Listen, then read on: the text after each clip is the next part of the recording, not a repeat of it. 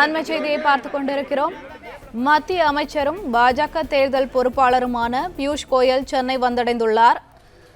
தமிழக பாஜக தலைமையகத்தில் மூத்த நிர்வாகிகளுடன் பியூஷ் கோயல் ஆலோசனை நடத்த இருக்கிறார் என்று தகவல் வெளியாகியுள்ளது. இது குறித்த கூடுதல் விவரங்களை எமது செய்தியாளர் ராஜகுமரன் வழங்க கேட்கலாம். வணக்கம் ராஜகுமரன், விவரங்கள் என்ன?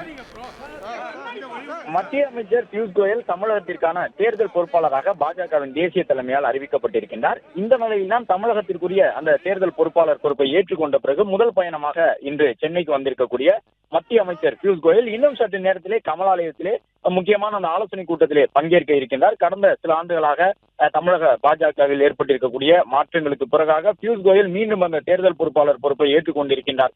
கடந்த காலங்களில் நாடாளுமன்ற சட்டமன்ற தேர்தல் நடைபெற்ற பொழுதும் கூட்டணியை இறுதி செய்வதிலே பாஜகவிற்கு பியூஷ் கோயல் மிகுந்த முக்கியத்துவம் கொண்டவராக இருந்தார். ஏனென்றால் பியூஷ் கோயலை பொறுத்தவரை அதிமுக தலைமையுடன் நெருக்கம் கொண்டவராகவும் இருந்திருக்கின்றார். அதிமுக பாஜக கூட்டணி ஏற்படுவதற்கு கடந்த சட்டமன்ற தேர்தலின் பொழுது பியூஷ் கோயலுடைய பங்களிப்பு மிகுந்த முக்கியத்துவம் கொண்டதாக இருந்தது.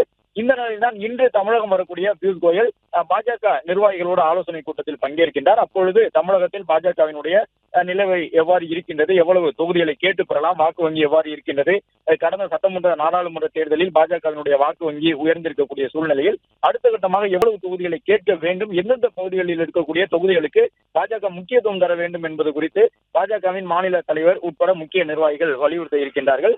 அதன் பிறகு பியூஷ் கோயல் அங்கிருந்து லீலா பேலஸ் தனியார் நட்சத்திர விடுதிக்கு செல்ல இருக்கின்றார். லீலா பேலஸிலே அதிமுக பொதுச் செயலாளர் எடப்பாடி பழனிசாமியுடன் அவர் சந்திப்பை மேற்கொள்வார் என்று தெரிய வந்திருக்கின்றது. அந்த சந்திப்பின் பொழுது அதிமுக மற்றும் பாஜக இடையே தொகுதி பங்கீடு தொடர்பான பேச்சுவார்த்தைகள் இடம்பெறும் என்றும் அதிமுக தரப்பில் கூறியிருக்கின்றார்கள். எத்தனை இடங்களில் போட்டியிட வேண்டும் என்பது குறித்த ஒரு முதல்கட்ட பேச்சுவார்த்தையாக இது நடைபெறும் என்று கூறியிருக்கின்றார்கள். ஏனென்றால் தமிழகத்தை பொறுத்தவரை தேசிய ஜனநாயக கூட்டணிக்கு அதிமுக தலைமை வகிக்கின்றது. அதிமுக பாஜக இரண்டு கட்சிகளுமே திமுகவை எதிர்க்கக்கூடிய கட்சிகள் அனைத்தும் தங்களுடைய கூட்டணிக்கு வர வேண்டும் என்கின்ற ஒரு கருத்தை தொடர்ந்து கூறி வருகின்றார்கள். இந்த நிலையில்தான் பியூஷ் கோயல் மற்றும் அதிமுக பொதுச் செயலாளர் இடையிலான சந்திப்பு இன்று நிகழ இருக்கின்றது.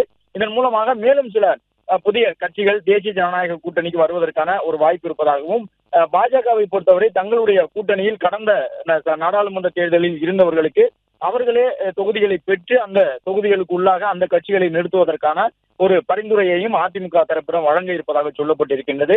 உள்துறை அமைச்சர் அமித்ஷா, பிரதமர் நரேந்திர மோடி உள்ளிட்டவர்களுடனான ஆலோசனையின் பிறகாகத்தான் பியூஷ் கோயல் தமிழகத்திற்கு பயணத்தை மேற்கொண்டிருக்கின்றார். 2026 சட்டமன்ற தேர்தலிலே கணிசமான இடங்களில் வெற்றி பெற வேண்டும் என்பது பாஜகவினுடைய நோக்கமாக இருக்கின்றது. கிட்டத்தட்ட ஒரு 40 சட்டப்பேரவை தொகுதிகள் வரை அதிமுக கூட்டணியில் கேட்டு பெறுவதற்கான முயற்சியிலே பாஜக இருப்பதாக அக்கட்சியினுடைய முக்கிய நிர்வாகிகள் தரப்பில் தொடர்ந்து கூறி வருகின்றார்கள்.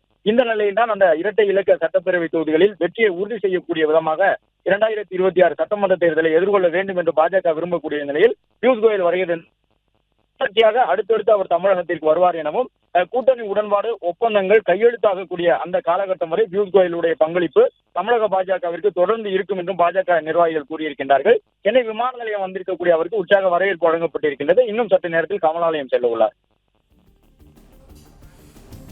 பிளே ஸ்டோர் மற்றும் ஆப் ஸ்டோரில் இருந்து பாலிமர் செயலியை QR கோடு மூலம் பதிவிறக்கம் செய்யுங்கள். செய்திகளை உடனுக்குடன் பெறுங்கள்.